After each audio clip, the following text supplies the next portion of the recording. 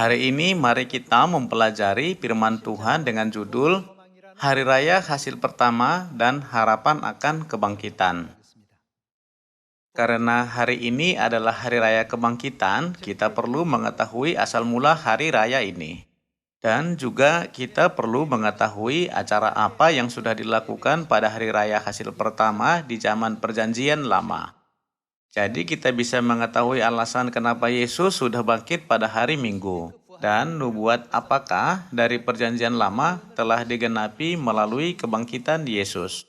Karena kita adalah umat hari raya Tuhan, kita harus memahaminya. Pertama, mari kita mencari tahu asal mula hari raya ini. Kira-kira 3.500 tahun yang lalu, bangsa Israel merayakan Paskah dan telah dibebaskan dari perbudakan di tanah Mesir. Hari setelah mereka dibebaskan, yaitu Hari Raya Roti Tidak Beragi, mereka berangkat dari Ramses. Kemudian Firaun, Raja Mesir, tiba-tiba mengubah hatinya dan memerintahkan untuk menangkap kembali semua bangsa Israel. Pada malam hari Paskah, anak sulung Firaun juga mati. Maka dia berpikir bahwa dia sudah dihukum oleh Tuhan. Karena dia sangat takut pada Tuhan, jadi dia membiarkan bangsa Israel berangkat. Tetapi orang-orang di sampingnya bertanya kepadanya, bagaimana kita bisa mendapatkan tenaga kerja dalam pembangunan setelah bangsa Israel keluar dari tanah ini? Maka hatinya berubah karena kata-kata itu. Lalu ia memerintahkan untuk menangkap kembali bangsa Israel dan ia sendiri memimpin tentaranya dengan keretanya untuk mengejar bangsa Israel. Meskipun bangsa Israel berada dalam situasi itu, mereka sudah menyeberangi Laut Merah dengan aman. Setelah mereka mendarat, mereka melihat tentara Mesir yang sedang mengejar mereka ditutupi oleh air laut itu sehingga tenggelam ke dalamnya. Itu terjadi oleh karena Tuhan. Bangsa Israel mendarat di seberang Laut Merah pada waktu subuh. Hari itu menjadi hari kebangkitan dan juga disebut Hari Raya Hasil Pertama di dalam Perjanjian Lama. Pada pagi-pagi tanggal 22 bulan pertama dalam kalender suci, mereka mendarat sesudah menyeberangi Laut Merah. Tuhan telah memilih hari itu dan menetapkannya sebagai hari raya hasil pertama, dan seberkas hasil pertama harus dipersembahkan kepada Tuhan. Itulah peraturan di Perjanjian Lama. Sekarang ini mengapa Hari Raya Kebangkitan dirayakan pada hari Minggu? Di zaman Perjanjian Lama, Tuhan telah menetapkan hari raya hasil pertama harus dirayakan pada hari tertentu, yaitu hari Minggu. Hari Kebangkitan dirayakan pada hari Minggu bukan sejak zaman Perjanjian Baru, tapi itu sudah ditentukan di zaman Perjanjian Lama. Oleh karena itu, Yesus telah bangkit dari antara orang-orang mati pagi-pagi pada hari Minggu sebagai buah sulung. Karena orang-orang di dunia tidak memahami makna dari hari raya kebangkitan dan tidak mengenal hari-hari raya Tuhan, maka mereka tidak bisa membedakan antara bayangan dan kenyataan. Tetapi semua umat surgawi yang merayakan hari raya Tuhan harus memahami tentang hari raya ini. Sekarang, mari kita mempelajari hal-hal ini melalui Alkitab. Tolong buka Keluaran pasal 14. Pasal 14 ayat 1. Berfirmanlah Tuhan kepada Musa demikian. Katakanlah kepada orang Israel supaya mereka balik kembali dan berkemah di depan Pihahirot antara Migdol dan laut. Tepat di depan Baal-Zebon, berkemahlah kamu di tepi laut. Maka Firaun akan berkata tentang orang Israel, mereka telah sesat di negeri ini, padang gurun telah mengurung mereka. Aku akan mengeraskan hati Firaun sehingga ia mengejar mereka, dan terhadap Firaun dan seluruh pasukannya, aku akan menyatakan kemuliaanku sehingga orang Mesir mengetahui bahwa akulah Tuhan, lalu mereka berbuat demikian. Kira-kira 600.000 orang laki-laki memasang kemah di depan Pihahirot di tepi laut tepat di depan Baal Zefon. Di ayat 5, kita bisa melihat beberapa pegawai Firaun berkata kepadanya, "Apakah itu benar untuk kita membiarkan orang Israel pergi?" Di ayat 6, ditunjukkan bahwa Firaun membawa 600 kereta yang dilengkapi dengan pasukan untuk mengejar orang Israel. Ayat 15 kita baca. Berfirmanlah Tuhan kepada Musa, "Mengapakah engkau berseru demikian kepadaku? Katakanlah kepada orang Israel supaya mereka berangkat. Dan engkau angkatlah tongkatmu dan ulurkanlah tanganmu ke atas laut dan belahlah airnya, sehingga orang Israel akan berjalan dari tengah-tengah laut di tempat kering." Tuhan membelah Laut Merah dan membiarkan orang Israel menyeberanginya dengan aman. Ayat 26. Berfirmanlah Tuhan kepada Musa, "Ulurkanlah tanganmu ke atas laut, supaya air berbalik meliputi orang Mesir, meliputi kereta mereka, dan orang mereka yang berkuda." Musa mengulurkan tangannya ke atas laut, maka menjelang pagi berbaliklah air laut ke tempatnya, sedang orang Mesir lari menuju air itu. Demikianlah Tuhan mencampakkan orang Mesir ke tengah-tengah laut. Berbaliklah segala air itu, lalu menutupi kereta dan orang berkuda dan seluruh pasukan Firaun yang telah menyusul orang Israel itu ke laut. Seorang pun tidak ada yang tertinggal dari mereka. Tetapi orang Israel berjalan di tempat kering dari tengah-tengah laut, sedang di kiri dan di kanan mereka, air itu sebagai tembok bagi mereka. Demikianlah pada hari itu Tuhan menyelamatkan orang Israel dari tangan orang Mesir, dan orang Israel melihat orang Mesir mati terhampar di pantai laut. Ketika dilihat oleh orang Israel betapa besarnya perbuatan yang dilakukan Tuhan terhadap orang Mesir, maka takutlah bangsa itu kepada Tuhan, dan mereka percaya kepada Tuhan dan kepada Musa, hambanya itu. Kapankah orang Israel menyeberangi Laut Merah dengan aman dan tentara Mesir dibunuh seluruhnya di dalam laut? Itu terjadi pada pagi-pagi hari itu. Hal itu terjadi pada tanggal 22 bulan pertama dalam kalender suci, dan hari itu disebut hari Minggu di zaman ini. Peristiwa ini terjadi saat orang Israel keluar dari Mesir. Kita perlu fokus pada waktu dan hari di mana peristiwa ini terjadi. Saat kita memperhatikan pekerjaan yang sudah dipimpin oleh Tuhan, yang adalah bayangan, kita bisa memahami bagaimana nubuat ini terjadi sebagai kenyataan. Mari kita memastikan bagaimana sebenarnya Yesus bangkit dari antara orang-orang mati sesuai nubuat di dalam Lukas pasal 24 ayat 1. Ayat 1 kita baca. Tetapi pagi-pagi benar pada hari pertama minggu itu, kapankah orang Israel sudah menyeberangi Laut Merah? Pagi-pagi pada hari pertama tanggal 22 bulan pertama dalam kalender suci. Pada waktu itu hari-hari dinamai dengan hari pertama, hari kedua, dan seterusnya. Mereka telah menyeberangi Laut Merah pada pagi-pagi pada hari pertama itu. Pada waktu itu semua tentara Mesir yang mengejar orang Israel tenggelam ke dalam laut itu dan mati. Akan tetapi semua orang Israel diselamatkan dari Laut Merah. Tetapi pagi-pagi benar pada hari pertama minggu itu mereka pergi ke kubur membawa rempah-rempah yang telah disediakan mereka. Mereka mendapati batu sudah terguling dari kubur itu. Dan setelah mereka masuk tidak menemukan mayat Tuhan Yesus. Sementara mereka berdiri termangu-mangu karena hal itu, tiba-tiba ada dua orang berdiri dekat mereka memakai pakaian yang berkilo-kiloan. Mereka sangat ketakutan dan mendudukkan kepala, tetapi kedua orang itu berkata kepada mereka, "Mengapa kamu mencari dia yang hidup di antara orang mati? Ia tidak ada di sini, ia telah bangkit. Ingatlah apa yang dikatakannya kepada kamu ketika ia masih di Galilea, yaitu bahwa anak manusia harus diserahkan ke tangan orang-orang berdosa dan disalibkan dan akan bangkit pada hari yang ketiga." Maka teringatlah mereka akan perkataan Yesus itu. Dan setelah mereka kembali dari kubur, mereka menceritakan semuanya itu kepada ke-11 murid dan kepada semua saudara yang lain. Perempuan-perempuan itu ialah Maria dari Magdala dan Yohana dan Maria ibu Yakobus dan perempuan-perempuan lain juga yang bersama-sama dengan mereka memberitahukannya kepada rasul-rasul. Peristiwa kebangkitan Yesus ditulis di dalam Lukas pasal 24. Semua pekerjaan yang terjadi di Perjanjian Lama tercermin dalam pekerjaan Kristus Yesus di zaman Perjanjian Baru. Sama seperti bangsa Israel telah menyeberangi Laut Merah pada pagi-pagi hari pertama, Demikian juga Yesus Kristus bangkit pada pagi-pagi hari pertama. Inilah sebabnya di dalam Perjanjian Lama, Tuhan telah menetapkan sebuah peraturan untuk mempersembahkan persembahan hari raya hasil pertama pada hari pertama.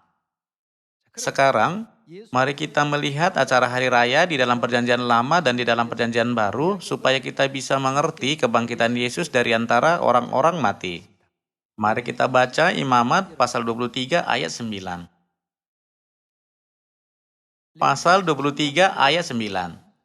Tuhan berfirman kepada Musa, "Berbicaralah kepada orang Israel dan katakan kepada mereka, apabila kamu sampai di negeri yang akan kuberikan kepadamu dan kamu menuai hasilnya, maka kamu harus membawa seberkas hasil pertama dari penuaianmu kepada imam. Dan imam itu haruslah mengunjukkan berkas itu ke di hadapan Tuhan, supaya Tuhan berkenan akan kamu. Iman harus menunjukkannya pada hari apa? Pada hari sesudah Sabat itu." Hari apakah hari sesudah hari Sabat? Itulah hari pertama. Hari Sabat adalah hari ketujuh, jadi hari pertamalah hari sesudah hari ketujuh. Karena pekerjaan Musa merupakan nubuat tentang pekerjaan Kristus, kita bisa memastikan bahwa sudah dinubuatkan Yesus Kristus akan bangkit dari antara orang-orang mati pada hari Minggu, hari pertama, sebagai hasil pertama. Oleh karena itu, persembahan hari raya hasil pertama harus ditunjukkan di hadapan Tuhan pada hari apa? Itu harus dilakukan pada hari sesudah hari Sabat.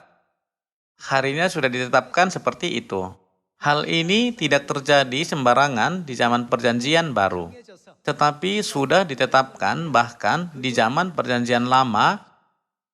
Tetapi orang-orang berbohong dan berkata, di dalam Perjanjian Lama hari Sabat, hari Sabtu telah dipelihara, tetapi di dalam Perjanjian Baru hari di mana Yesus bangkit itu lebih penting daripada hari Sabat. Itulah sebabnya hari kebangkitan diubah menjadi hari Minggu. Tetapi persembahan hari raya hasil pertama sudah dipersembahkan kepada Tuhan pada hari pertama sejak zaman Perjanjian Lama.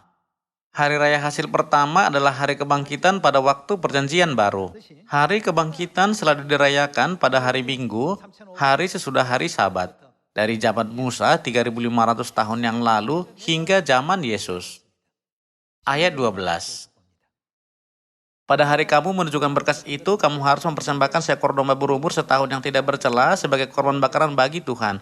Serta dengan korban sajiannya dari 2/10 eva tepung yang terbaik, diolah dengan minyak sebagai korban api-apian bagi Tuhan, yakni bau yang menyenangkan, serta dengan korban curahannya dari 1/4 hin anggur. Sampai pada hari itu juga, janganlah kamu makan roti atau bertih gandum atau gandum baru, sampai kamu telah membawa persembahan Allahmu. Itulah suatu ketetapan untuk selama-lamanya bagi kamu turun-temurun di segala tempat kediamanmu. Persembahan hari raya hasil pertama harus dipersembahkan pada hari apa? Itu harus ditunjukkan di hadapan Tuhan pada hari sesudah hari Sabat sesuai peraturan. Karena seberkas hasil pertama dari penuaian mereka dipersembahkan kepada Tuhan pada hari itu, maka hari raya itu dinamai hari raya hasil pertama. Yesus Kristus sudah menggenapi nubuat mengenai hasil pertama, yaitu korban persembahan yang ditujukan di hadapan Tuhan pada hari sesudah hari Sabat yang tertulis di dalam Imamat pasal 23. Mari kita melihat penggenapannya melalui 1 Korintus pasal 15. Pasal 15 ayat 12 kita baca. Jadi bila mana kami beritakan bahwa Kristus dibangkitkan dari antara orang mati, bagaimana mungkin ada di antara kamu yang mengatakan bahwa tidak ada kebangkitan orang mati? Di sini dikatakan tentang kebangkitan Yesus Kristus. Ayat 16. Sebab jika benar orang mati tidak dibangkitkan, maka Kristus juga tidak dibangkitkan. Dan jika Kristus tidak dibangkitkan, maka sia-sialah kepercayaan kamu dan kamu masih hidup dalam dosamu. Demikianlah binasa juga orang-orang yang mati dalam Kristus. Jikalau kita hanya dalam hidup ini saja menaruh pengharapan pada Kristus, maka kita adalah orang-orang yang paling malang dari segala manusia. Tetapi yang benar ialah bahwa Kristus telah dibangkitkan dari antara orang mati sebagai yang sulung dari orang-orang yang telah meninggal. Di dalam versi TL dikatakan bahwa Yesus bangkit sebagai buah sulung. Dengan kata lain, hasil pertama. Siapakah menjadi hasil pertama? Yesus Kristus. Kita sudah baca bahwa seberkas hasil pertama harus ditunjukkan di hadapan Tuhan pada hari apa? Pada hari sesudah hari Sabat. Hari Sabat adalah hari ketujuh, jadi hari apakah hari berikutnya? Hari pertama. Hasil pertama harus ditunjukkan di hadapan Tuhan pada hari pertama. Itu berarti Yesus yang sebagai buah sulung, korban persembahan hasil pertama, harus bangkit dari antara orang-orang mati pada hari Minggu hari pertama. Semua ayat Alkitab terikat dengan pasangannya. Jadi orang yang tidak memahami hari-hari raya Tuhan tidak bisa mengerti mengapa Yesus bangkit pada hari Minggu. Maka mereka menyesatkan orang lain dengan berkata, kita harus beribadah pada hari Minggu karena Yesus sudah bangkit pada hari Minggu dan itu lebih penting daripada hari Sabat. Bapak dan Ibu telah memanggil kita ke Sion, tempat hari raya Tuhan dirayakan, dan membiarkan kita memahami bahkan hari raya hasil pertama. Oleh karena itu, kita bisa memahami mengapa Yesus Kristus sudah bangkit pada hari Minggu, bukan? Yesus adalah kenyataan korban persembahan hari raya hasil pertama. Dia harus menggenapi nubuat yang merupakan bayangan. Maka dia sudah bangkit dari antara orang-orang mati pada hari pertama, hari sesudah hari Sabat. Jadi Alkitab berkata bahwa dia sudah menjadi buah sulung di antara semua orang yang sudah meninggal. Sekarang, mari kita menyelidiki kehendak Tuhan tentang kebangkitan.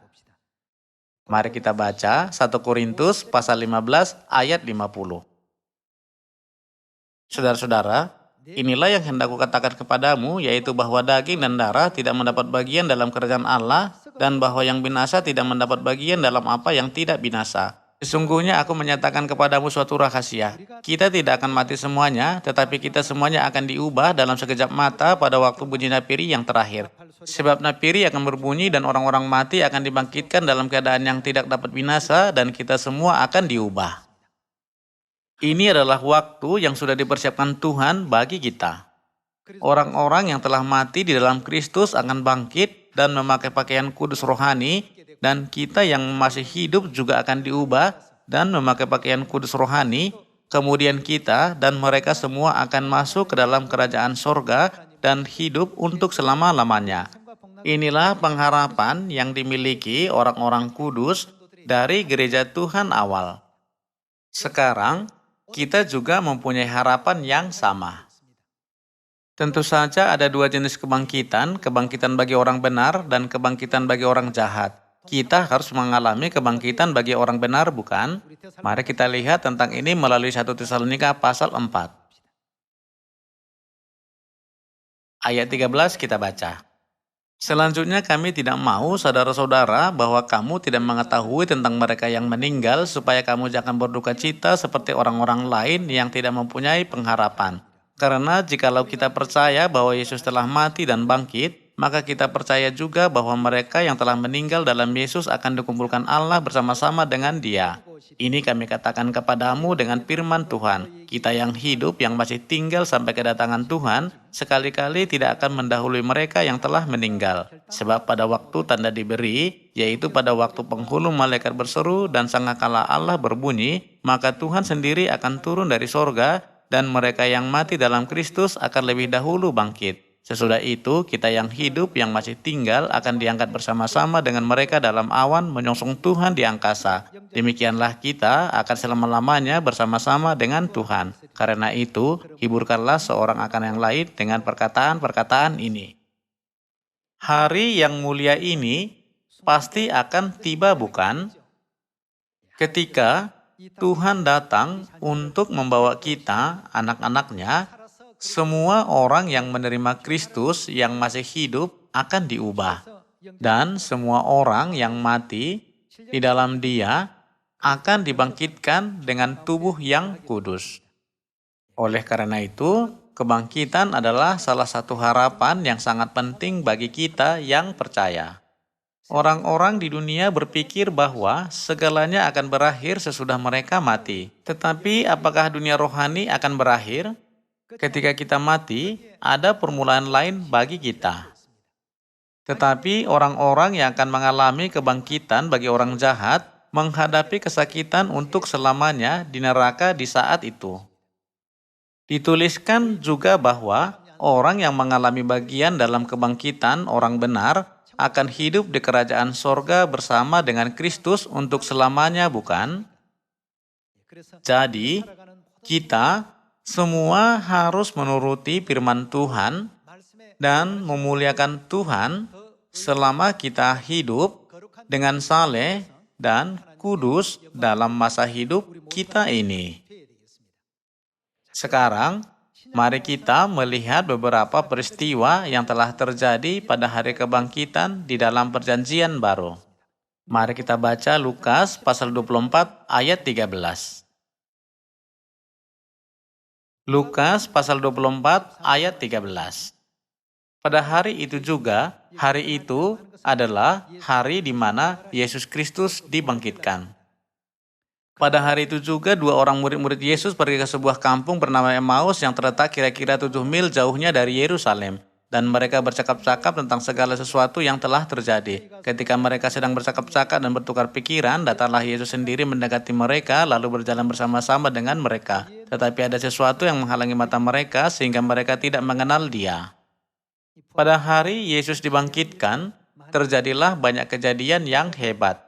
Dua orang murid Yesus sedang berjalan di kampung Emmaus. Walaupun mereka berbicara dengan Yesus, mereka tidak mengenal Dia adalah Yesus. Ayat 17. Yesus berkata kepada mereka, "Apa yang kamu percakapkan sementara kamu berjalan?"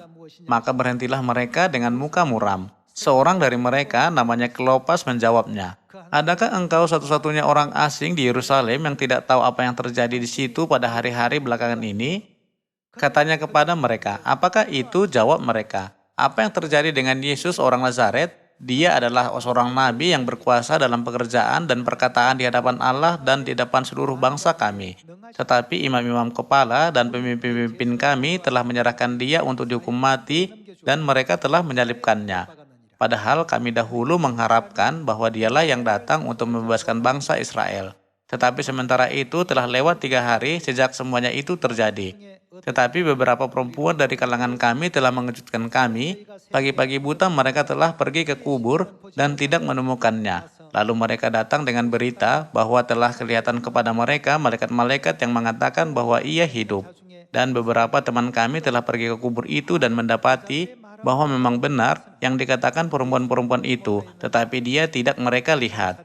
Lalu ia berkata kepada mereka, "Hai kamu orang bodoh, betapa lambannya hatimu sehingga kamu tidak percaya segala sesuatu yang telah dikatakan para nabi. Bukankah Mesias harus menderita semuanya itu untuk masuk ke dalam kemuliaannya?" Lalu ia menjelaskan kepada mereka apa yang tertulis tentang dia di dalam kitab suci, mulai dari kitab-kitab Musa dan segala kitab-kitab nabi. Mereka mendekati kampung yang mereka tuju, lalu ia berbuat seolah-olah hendak meneruskan perjalanannya. Tetapi mereka sangat mendesaknya, katanya, "Tinggallah bersama-sama dengan kami sebab hari telah menjelang malam dan matahari hampir terbenam." Lalu masuklah ia untuk tinggal bersama-sama dengan mereka.